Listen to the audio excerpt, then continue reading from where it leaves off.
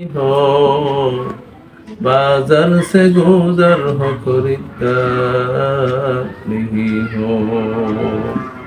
আলহামদুলিল্লাহ, শুকরিয়া আদায় করতেছি সেই মাওলাই করিমের দরবারে, যে মাওলাই করিম আপনাকে আমাকে দুনিয়ার শত ব্যস্ততার মধ্য থেকে কিছুটা সময় আপনাকে আমাকে ফারাক করে আজকে শুক্রবার দিন, জুমার দিন, বিশেষ করে গরিবের জন্য হজের দিনে, এই দিনের এত গুরুত্ব,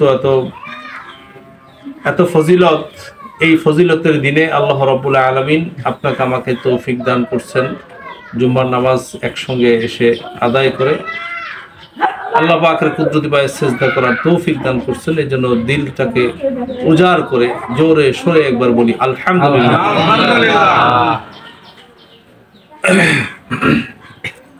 গত জুমায় আলোচনা করতেছিলাম আল্লাহ রাব্বুল আলামিন আপনাকে আমাকে মানুষ হিসেবে বানাইছেন। কোনো কাজের উদ্দেশ্য ছাড়া যেমন কোনো কাজ হয় না, আল্লাহ রাব্বুল আলামিন সেই মানুষ বানাইছেন একটা উদ্দেশ্য নিয়ে। সেই উদ্দেশ্য ছাড়াও কিন্তু আল্লাহ মানুষ বানান নাই। এরপরে আল্লাহ রাব্বুল আলামিন যে মানুষ বানাইছেন, সেই মানুষ আমরা শুধু বলি যে আমি মানুষ, এটা নিয়েও আলোচনা করেছিলাম যে মানুষ দেখতে শুনতে মানুষ হলেই মানুষ হওয়া যায় না।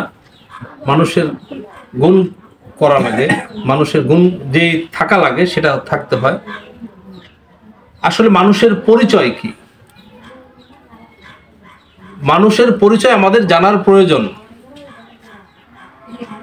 মানুষের পরিচয়, এই যে দেহটার নাম মানুষ না, দুইটা জিনিসের নিয়ে হচ্ছে মানুষ। কয়টা জিনিস বলছিলাম? আমি কিন্তু আলোচনা করেছিলাম, অল্প একটু আলোচনা করেছিলাম।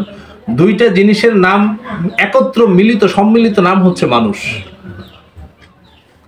এর এক নাম্বার হচ্ছে এই দেহ, দুই নাম্বার হচ্ছে রূহ, আত্মা। এই দেহটার আলোচনা করেছিলাম,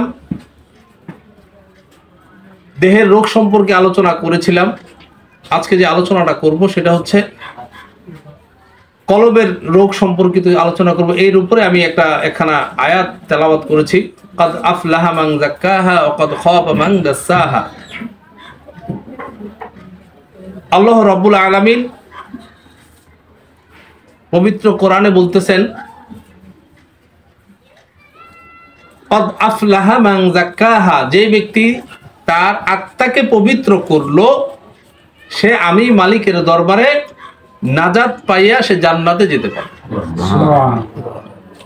অকাদ খাবা মান দাসাহা, আর যে ব্যক্তি তার আত্মাকে পবিত্র করতে পারলো না সে চিরতরে ধ্বংস হয়ে গেল, সে জাহান্নামে যাবে।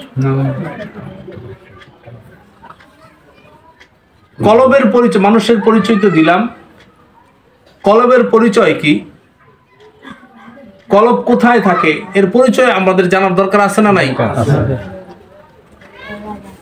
কলবটাকে এক এক ভাবে এক একজন ব্যাখ্যা করি। কলবটা হচ্ছে আল্লাহ পাকের একটা হুকুম, রূহ যাকে বলে আত্মা, যার অবস্থান হচ্ছে প্রত্যেকটা মানুষের বাম যে দুধটা আছে, মানে বাম পাশের এই স্তনটার 2 আঙ্গুল নিচে তার অবস্থান, এর নাম হচ্ছে কলব। এই কলবটা এমন এক জিনিস, এটা কাচের চেয়েও স্বচ্ছ, এমন এক জিনিস। এই কলবটা যার ভিতরে আছে তার ভিতরে কি আছে? বিবেক আছে। কি আছে? এই কলবটা যার ভিতরে আছে তার ভিতরে বিবেক আছে। বিবেক মানে কি? বিবেক মানে হচ্ছে বিবেচনা শক্তি। বিবেক মানে কি মুরব্বী? বিবেচনা শক্তি। আপনি যে